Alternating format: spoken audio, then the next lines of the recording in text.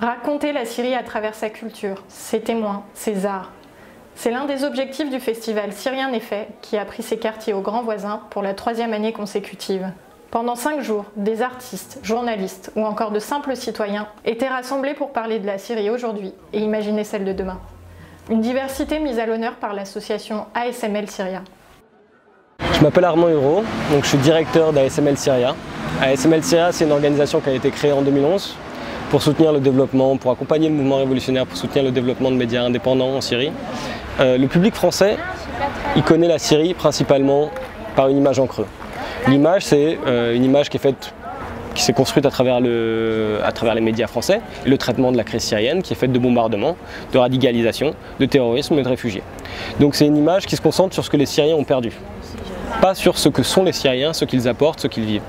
Donc l'idée c'est de essayer de parler un peu différemment de la Syrie, mettre en avant donc ce qui reste du pays, ce qui lie les Syriens les uns aux autres aujourd'hui, mettre en avant le tissu social, donc toute cette culture qu'il faut préserver. L'idée c'est de montrer une vision pluraliste, une vision diverse de l'état de la création syrienne contemporaine.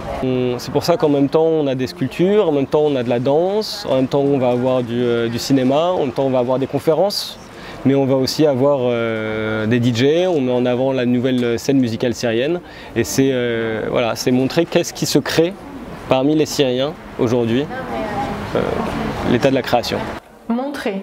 Voici la mission difficile des journalistes présents sur le terrain en Syrie. C'est ce quotidien risqué que Judy, Merna et Shadia ont partagé avec le public lors d'une conférence Skype. Une profession dont la féminisation est encouragée par l'association.